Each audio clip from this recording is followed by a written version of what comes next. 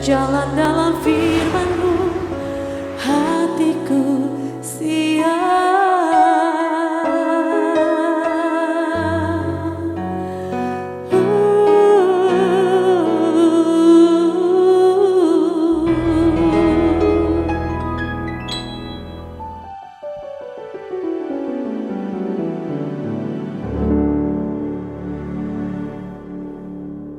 Salam, God lover yang dikasih oleh Tuhan Yesus, apa kabar?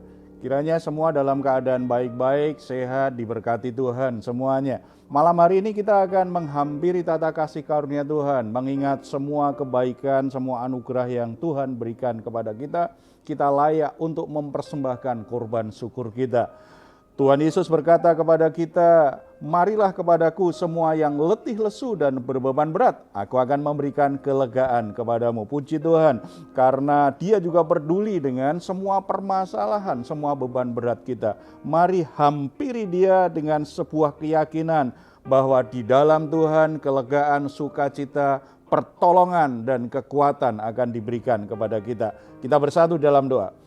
Bapa di surga, kami mengucap syukur karena anugerah-Mu luar biasa dalam hidup kami.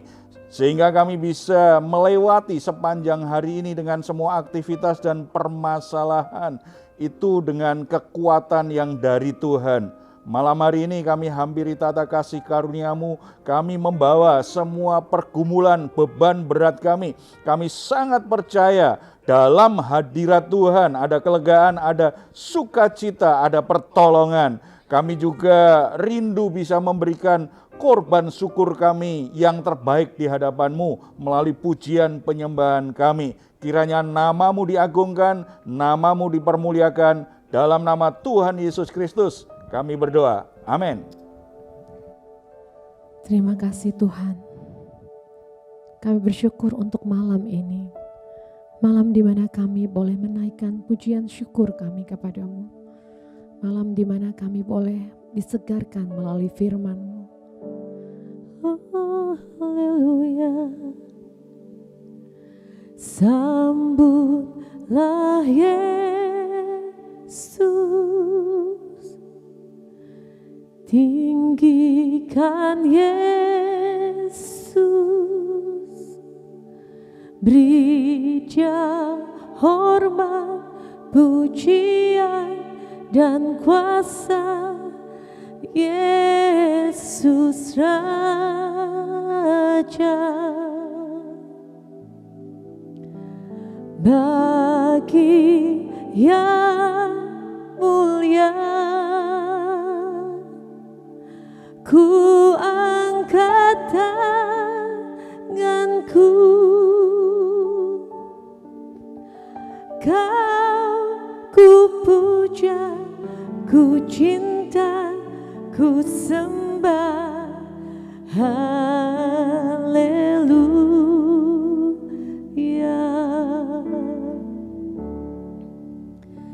Dia sungguh indah, Dia Yesus.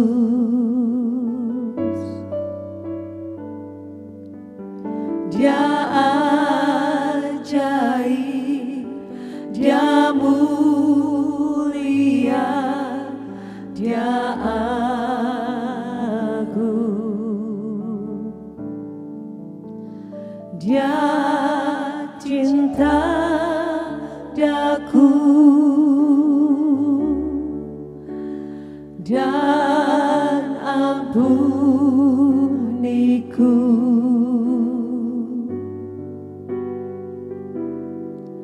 Bahkan rela berikan nyawanya untuk selamatkanku. Sambutlah Yesus, tinggikan Yesus, beri Dia hormat, pujian dan kuasa, Yesus Raja,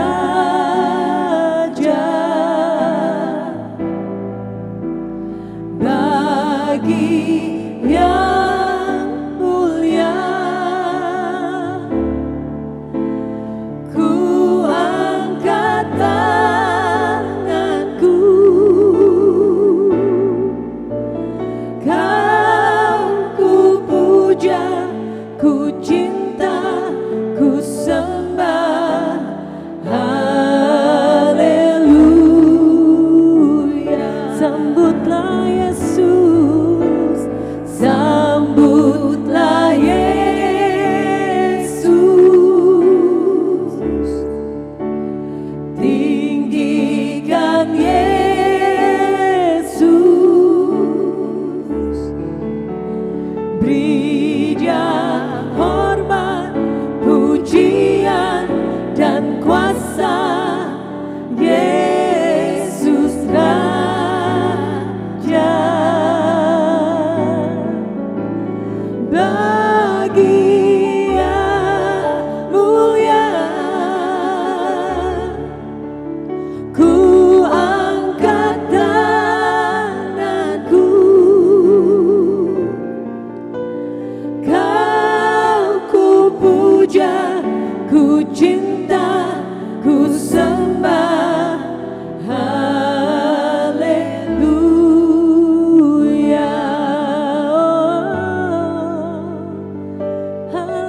Haleluya Lord, Engkau Allah yang kami sembah, Allah yang ajaib. Kami terpesona akan kasih-Mu bagi kami Tuhan. Terima kasih Yesus, kasih-Mu yang membebat hidup kami. Oh haleluya, kasih-Mu yang mengubahkan kami. Terima kasih Yesus, terima kasih Bapa. Ajaib Engkau Tuhan, ajaib Engkau Bapa. Oh haleluya, terima kasih Yesus. Mengalirlah kuasa Roh Kudus, mengalirlah di tempat ini, mengalirlah oh Roh Kudus, pulihkanku, mengalir sekarang, mengalirlah kuasa Roh Kudus, mengalir, mengalirlah di tempat ini, mengalirlah oh Roh Kudus, pulihkanku, pulihkanku, pulihkanku.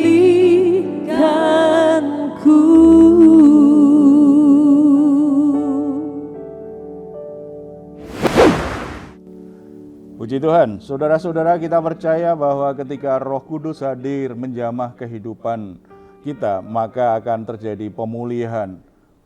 Segala sesuatu dalam hidup kita sangat mungkin bisa dipulihkan oleh Tuhan. Salah satu pemulihan yang Tuhan kerjakan adalah pemulihan dari sisi relasi kita, hubungan kita dengan orang-orang di sekitar kita. Setiap orang ketika membangun sebuah hubungan itu ada potensi konflik, ada potensi untuk ada ketegangan, ada perbedaan-perbedaan. Karena setiap orang memang unik. Dalam keunikannya itulah yang membuat orang seringkali akhirnya ada salah paham, ada cara pandang yang berbenturan dan akhirnya bisa mengalami konflik. Konflik adalah bagian dari proses sebuah relasi. Tetapi sayangnya banyak orang tidak bisa menanganinya dengan baik, sehingga konflik itu justru merusak banyak sekali aspek kehidupannya, tidak hanya sekedar relasinya. Kita akan berbicara tentang firman Tuhan, kita akan renungkan kebenaran firman Tuhan malam hari ini, bagaimana sikap yang benar ketika kita mengalami konflik. Sebelum kita melihat kebenaran firman Tuhan lebih lanjut, mungkin ada yang mau bercerita kisah tentang konflik yang dialami, atau mungkin ada sahabat yang alami konflik tetapi tidak menyelesaikannya dengan baik sehingga membuat banyak masalah yang berkepanjangan. Ya Pak, ada Pak. Ini kebetulan saudaranya teman saya Pak. Itu dia saudaranya itu cerita sama saya. Dia bilang, aduh ada nih saudara gue tuh bolak-balik pindah. Kayaknya jadinya kita juga agak kesulitan. Tapi ternyata setelah dia punya selidik, ternyata si orang yang bersangkutan ini sering bermasalah. Bener Pak, sering bermasalah, dan dia itu sering tidak menyelesaikan masalah itu gitu, yang seperti Bapak bilang tidak menyelesaikan konflik, tapi justru lari dari masalah kan Pak. Jadi dia pindah gereja, ya otomatis pindah kerja. Tapi ya kesulitannya juga jadinya di saudara juga sulit untuk berkomunikasi kan Pak. Karena itu gitu loh Pak. Itu gimana Pak? Masalahnya jadi tambah banyak ya. Nah kalau itu berumah tangga pasti pindah rumah. Jadi masalahnya jadi tambah rumit ya. Keterampilan menyelesaikan konflik itu bagian dari kedewasaan karakter dan kedewasaan iman kita. Karena kekristenan itu adalah sebuah anugerah yang dari Tuhan supaya kita bisa mengalami pemulihan secara relasi. Yang pertama relasi dengan Tuhan. Dan relasi dengan Tuhan itu menjadi sebuah kekuatan supaya kita bisa menyelesaikan berbagai konflik secara relasi horizontal kita dengan orang-orang di sekitar kita. Makanya pemulihan yang dari Tuhan pasti secara utuh begitu. Kalau konflik tidak diselesaikan, sebenarnya merugikan diri sendiri. Karena ketika kita nggak menyelesaikan konflik, kita mungkin pindah gereja, kita pindah pekerjaan. Tetapi ketika kita lari dari konflik, kita akan membawa perasaan kecewa, perasaan marah, perasaan sakit hati. Pindah tempat itu tidak menyembuhkan hati. Mungkin nggak ketemu orang yang bermusuhan dengan kita, tetapi konflik yang terjadi itu tetap tersimpan di memori dan perasaan kita. Itu jadi beban yang terlalu berat di jiwa kita. Membuat kita sendiri jadi bermasalah dengan diri kita. Dan biasanya dampaknya buruk sekali kalau kita membawa luka hati dan kemarahan di tempat lain. Kemanapun itu masih membebani kita, relasi kita dengan orang lain di tempat lain juga akan bermasalah juga. Selain itu pasti menimbulkan berbagai permasalahan yang lain ya. Tuhan mengajarkan kita pasti selesaikan masalahmu, termasuk kalau kita alami konflik, selesaikan, bukan dihindari, bukan diabaikan, selesaikan. Karena dalam kasih karunia Tuhan, kekuatan Tuhan itu akan menolong kita, selesaikan masalahmu. Konflik tidak boleh dihindari, tidak boleh diabaikan, selesaikan. Tetapi dengan cara yang benar pasti ya. Oke, kalau begitu sebagai orang Kristen Pak, bagaimana cara yang benar atau sikap yang benar untuk menyelesaikan suatu konflik? Ya, bagus sekali ya. Banyak sekali sebenarnya Alkitab mengajarkan kita, karena seperti yang saya bilang tadi ya, anugerah keselamatan dalam Kristus itu adalah pemulihan relasi dengan Tuhan dan dengan sesama. Itu menjadi anugerah yang luar biasa yang kita bisa nikmati. Makanya di Alkitab ada banyak sekali sebenarnya nasihat, ajaran, cara-cara bagaimana kita menyelesaikan konflik. Kita akan belajar dari Filipi pasal yang kedua. Di situ ada sebuah prinsip yang kita bisa temukan. Apa saja yang kita bisa kerjakan supaya bisa menyelesaikan konflik dengan baik. Kalau kita ingin menyelesaikan konflik dengan baik, yang pertama kita harus landasi dengan sebuah keyakinan bahwa di dalam diri kita ada kasih Kristus.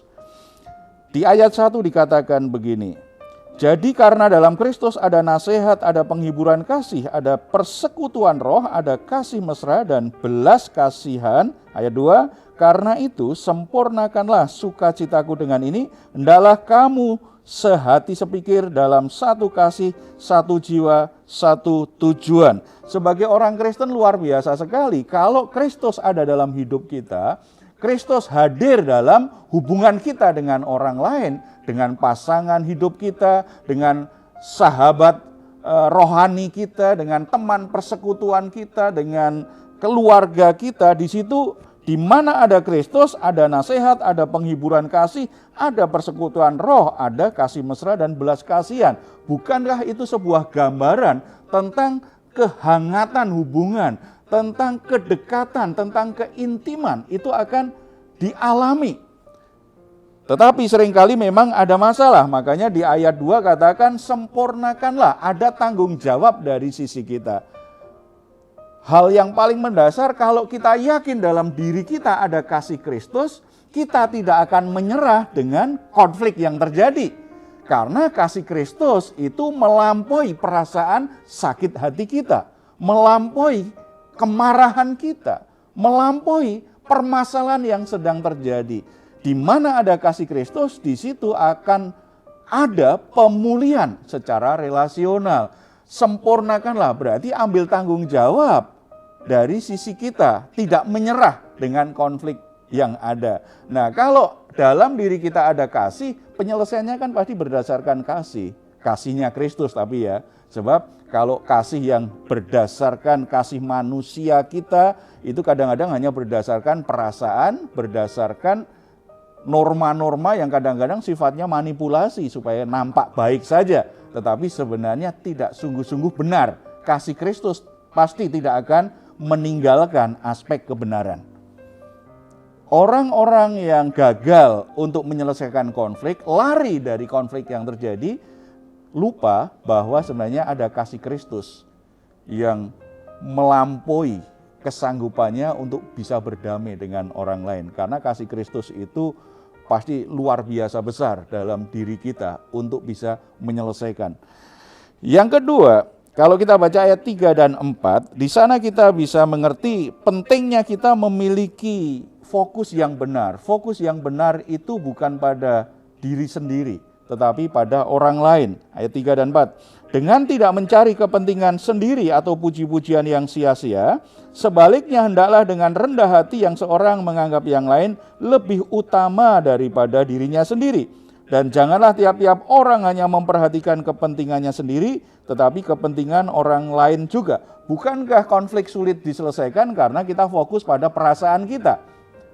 Fokus pada perasaan kita, merasa diperlakukan tidak adil. Fokus pada logika kita, pertimbangan-pertimbangan kita yang merasa kita jadi korban, kita dirugikan, kita dalam posisi yang disalahkan, kita dalam posisi yang tidak nyaman.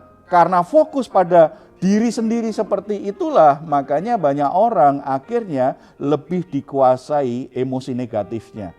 Bukan kasih Kristus yang menguasai dia. Akibatnya dia lari dari masalah yang terjadi. Tidak menyelesaikan konfliknya. Yang ketiga, milikilah komitmen untuk menjadi serupa dengan Yesus Kristus. Ayat 5. Hendaklah kamu dalam hidupmu bersama menaruh pikiran dan perasaan yang terdapat juga dalam Kristus Yesus. Ini bagian yang sangat penting. Berarti kalau konflik itu terjadi, Tuhan izinkan, bukan Tuhan yang membuat kita ribut dengan orang lain. Tetapi dalam proses hubungan, memang ada kemungkinan bisa salah paham, bisa jadi konflik.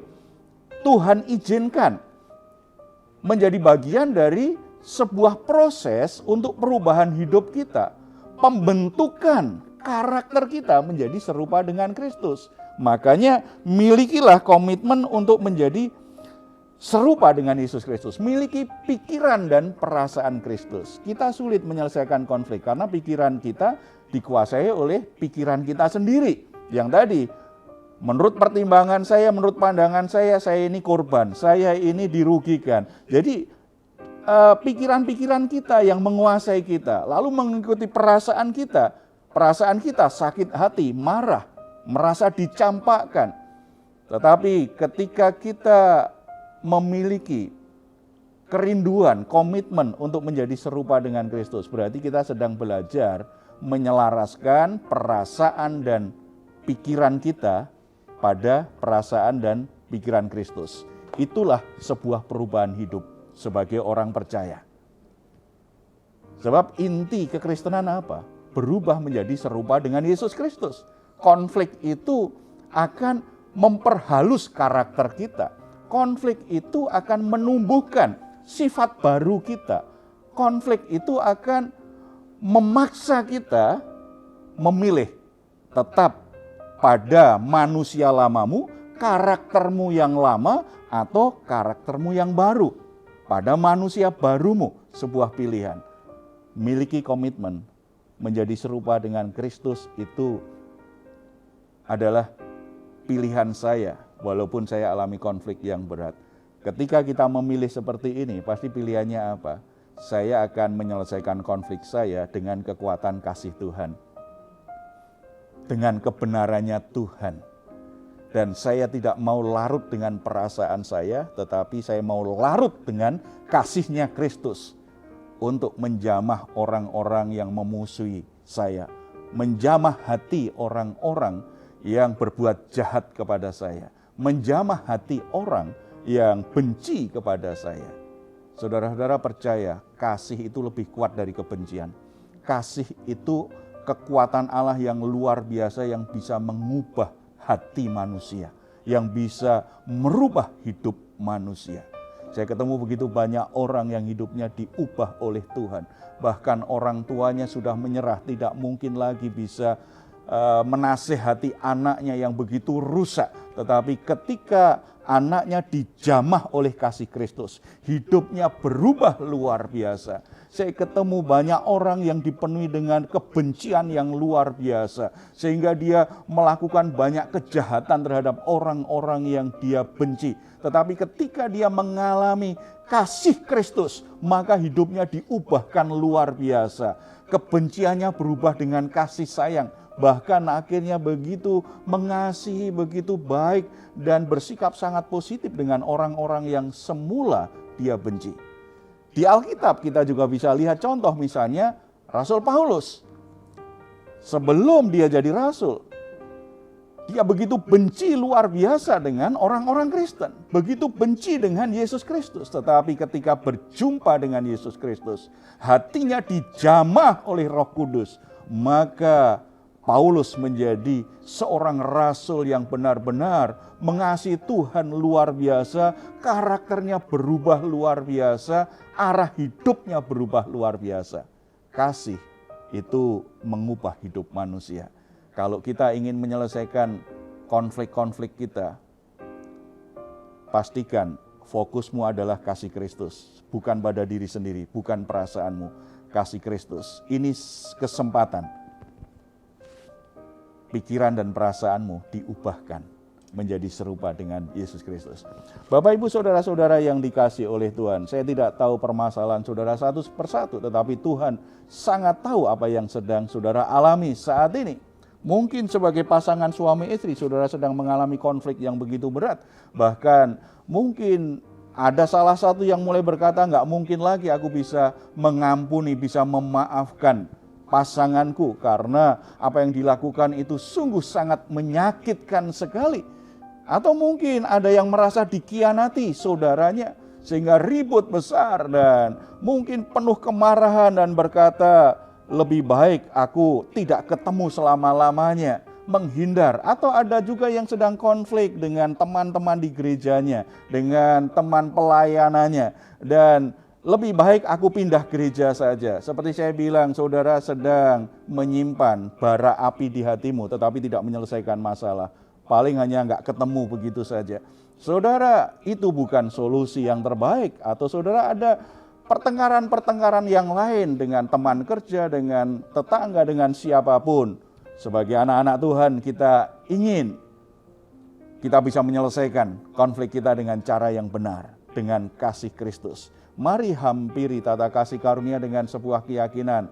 Biarlah kasih Kristus memenuhi hati kita dan kita punya kekuatan, keberanian selesaikan konflik-konflik yang terjadi. Saya tidak mau menyimpan satu konflik pun. Aku akan selesaikan karena Tuhan ingin hidupmu dipenuhi damai sejahtera. yang dari Tuhan. Kita bersatu dalam doa. Bapa di surga, kami bersyukur karena kasih yang Engkau berikan kepada kami begitu berlimpah, begitu sempurna, melampaui semua permasalahan konflik batin kami, melampaui semua konflik kami dengan semua orang yang pernah terjadi dalam hidup kami. Kami bersyukur kasih Kristus kiranya terus memenuhi hati kami, terutama bagi saudara-saudara yang saat ini sedang mengalami konflik yang sangat berat. Mereka coba menghindar, mereka tidak mau menyelesaikan karena begitu sakit rasanya konflik yang terjadi itu. Tapi biarlah hati mereka Bapa dibuka terhadap kasih-Mu, dan Tuhan limpahi dengan kasih-Mu yang berlimpah-limpah, sehingga ada ketenangan dalam pikirannya, ada ketenangan di hatinya, ada kekuatan untuk menyelesaikan konflik itu dengan cara yang benar, seperti Kristus menyelesaikannya. Biarlah ini menjadi kesempatan bagi kami yang mengalami konflik untuk belajar memiliki pikiran dan perasaan Yesus Kristus. Ini kesempatan bagi kami diubahkan menjadi serupa dengan Yesus Kristus.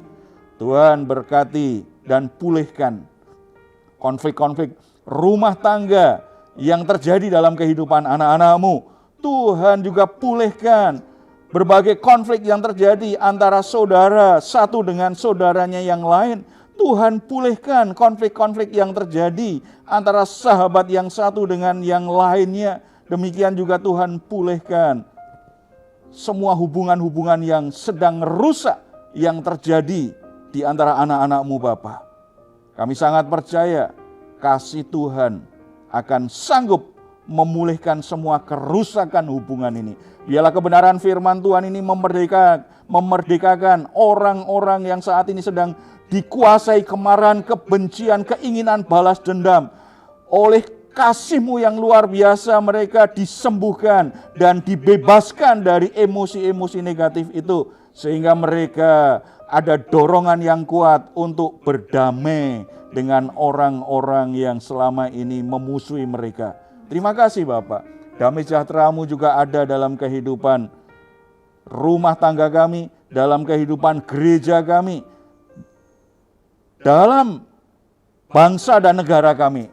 Sungguh-sungguh Tuhan, kami mengharapkan damai sejahtera Tuhan berlimpah-limpah atas bangsa dan negara kami. Ini menjadi negara yang tenang, yang damai, yang masyarakatnya bahagia, untuk membangun hubungan satu sama lain, aman, sejahtera, karena Tuhan yang memberkati.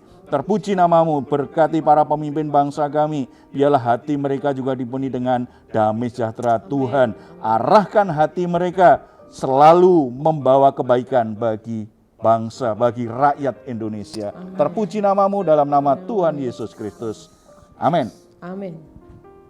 Saudara-saudara yang dikasihi Tuhan, tetap percaya kasih Kristus itu melampaui perasaan sakit hatimu, perasaan marahmu, dan semua konflik yang terjadi. Biarlah kasih Kristus yang selalu memenuhi hatimu untuk menyelesaikan semua perbedaan, semua ketegangan, semua salah paham, semua konflik yang terjadi. Saudara-saudara, kalau ada yang memiliki pergumulan-pergumulan dan membutuhkan dukungan doa, silahkan untuk menghubungi nomor telepon yang tertera di layar saudara. Tim doa kami akan mendukung saudara dalam doa. Kerinduan kami, saudara-saudara semua diberkati Tuhan, ditolong Tuhan, dan hidupmu semakin mengenal Tuhan. Amin. Kalau saudara-saudara ada pertanyaan, saudara ada sharing atau komentar, silahkan untuk menuliskannya di ruang komentar yang ada di channel Diaspora TV. Kami tunggu. Mazmur 4 ayat 8-9. Engkau telah memberikan sukacita kepadaku lebih banyak daripada mereka ketika mereka kelimpahan gandum dan anggur. Dengan tentram aku akan membaringkan diri, lalu segera tidur, sebab hanya Engkaulah ya Tuhan yang membiarkan aku diam dengan aman. Selamat malam, selamat beristirahat. Tuhan Yesus memberkati kita semuanya. Salam. Mengalirlah kuasa Roh Kudus.